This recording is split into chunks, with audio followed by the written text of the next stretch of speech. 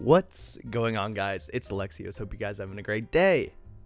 And today we're talking about brands. And not only just brands, but brands, collaborations, what they mean in fashion, sneakers, streetwear, all that stuff. So if you're interested in this, make sure to like the video. If you're not, please dislike it and leave. I thought we'd have a little chat on this subject of brands and collaboration. I don't know if that's actually French, but anyway, let's get into it. So the state of collaborations. Let's go through a time machine real quick. Back to, oh God, what, like 2015, 2016 maybe? Back then, we had Adidas, Kanye West, and the Adidas CC Boost 350 released for the first time. I would mark this, at least in my life, as the big moment where collaboration became a thing, and a big thing at that. You know, at the time, this was like peak hypebeast era. This was when Boost was a thing. This is when Yeezys, as I stated, were a thing. Off-White, Supreme. This was like that era, which is really embarrassing a bit looking back. But I would also like to point out probably Off-White and Nike's The 10, the collaboration. That was probably also another big moment where collaboration kind of came to the forefront of streetwear, and streetwear was growing within fashion, so it became, in the grand scheme of things, a big thing in fashion. And you know, over time, things got a bit more crazy, and you got luxury involved, and luxury saw streetwear, and they're like, hey, give me some of that pie. This is where you get your Louis Vuitton and Supreme, and most recently, your Dior and Nike in 2020. And even more recent than that, and I mean a few days ago, Fendi and Versace with Fendace.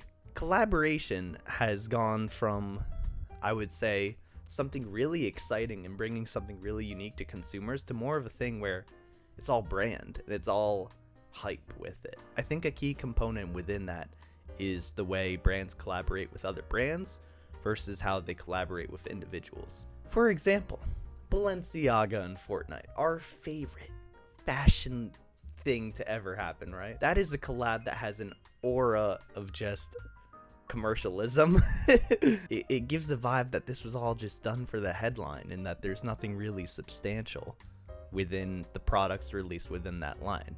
I would even say a similar thing with Fendace. Like, looking at the show, I didn't see anything that was like, wow, this is a great merger of two iconic brands. Like, no, I was just like, okay, and this brand-on-brand collaboration is very popular with Uniqlo, for instance, which, my God, please, please, please, please, for the love of God, stop it with the Basquiat, with the Warhol. God, this is where you get not only brands coming to Uniqlo to put their stamp on their blanks, so, for example, Jujutsu Kaisen, Star Wars, Marvel, you have had literally every franchise, I think, have some sort of collaboration with Uniqlo. And, you know, you have collaborations where they do just do the screen printing on those blanks, but then you also have some of the cool ones. For example, JW Anderson had their own actual unique stuff with Uniqlo, which is cool. And that's more, I think, of what a collaboration should be, something, an original product that brings together two minds, not just a stamp of approval on the other. And going back to Warhol and Basquiat, that's an instance where, yes, you do have the individual, but an individual who, unfortunately, they can't speak for themselves at this moment. It's their estates that can. And the amount of crap products I have seen just their art pasted on, it's like, where is the effort? Where is the real creativity within that? And so that's why I'm a bit more biased towards the individual within collaboration. But even with individuals and their collaboration with brand, there are the problem childs. Travis Scott. Oh, it's lit. What? So Travis Scott, the guy who put out these beauties, he done fucked up. You know, he started off with this Nike collaboration with the Forces, the Air Force Ones. And, you know, cool. It had his stamp. And he's gotten more and more stuff from Nike, which some of it's been kind of aka the Cactus Trails. And then you have cool stuff like the Jordans. But then you've had this era where Travis, because of his merch getting so hyped from Astro World, it's just pumping out collaborations like just off the top of my head, you got Nike, You got McDonald's. You got Cause. You got, what is it, ID Magazine? You got a whole ass magazine he collabed with. How could I forget? Fortnite. Travis Scott, he's not even a real human. He's from the game Fortnite. And you know, ever since then, it's just been milking his image and his brand. And I mean, hey, if I were in that position, I'd be doing the same thing. I gotta get the bag. But that's when, again, you lose this authenticity and this originality, this potential that can come with collaboration. And you know, one instance of a good collaboration, I think, are the Ambush Dunks. This is a sneaker where there was a clear vision behind what the inspiration for it was, and the execution was great. It was quality. You know, it's not some cheap t-shirt. Or cheap shoe, rather. I think we as consumers, and I don't know how, I don't know the answers. You ain't got the answers, Sway.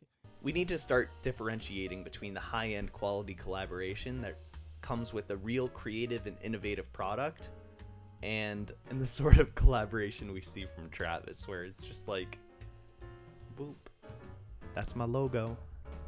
Have fun with it on that Hanes tee. When will this more commercialized collaborate, I mean, all of it's commercialized because it's all selling, but when will this blatantly obvious commercialized collaboration die down? And when will we as people recognize, oh wait, that ain't worth it? Anyway, I'm just curious to hear what you guys' thoughts are on this matter. Yeah, I think collaboration is at a point where it's pretty stale, and it's really at a point where I think only the original people stand out, aka Ambush with Yoon as the designer, and then Salehi Bembury with New Balance. That is another person who I think has real originality. I mean, look at his Crocs too, for God's sake. Okay, quick interruption. This is me from the future, by the way. Today on this topic of collaboration, it just so happens to be Kith's 10-year anniversary, and it wasn't intentional.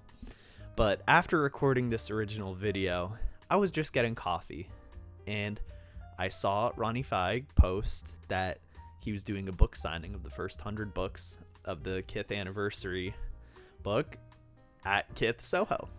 And I was only like 5-10 minutes away.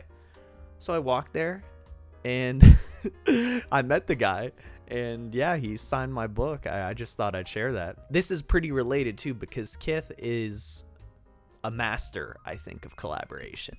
The way they've approached it has been entirely unique, and I think a lot of other brands have tried to copy the success they have had in the way they approach it. And you know, part of it is partnering with franchises or brands which have real cultural meaning, whether that is in the sports world or in entertainment. All of these collaborations are very personal, and they feel personal, they feel nostalgic, and that's a really big part of it. Here's the cover of the box, that is. And then yeah, here it is. Yeah, man, I am gonna treasure this.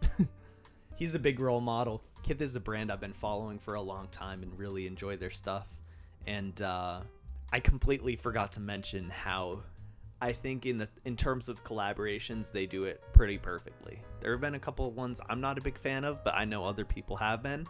But for the most part, you know, the things Kith does are revolutionary and just better than the rest.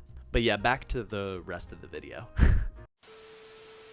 Anyway, let me know what your guys' thoughts are in the comments down below. It's been Alexios. Thank you guys for watching. Love yourself, and I'll see you guys in the next one. Peace!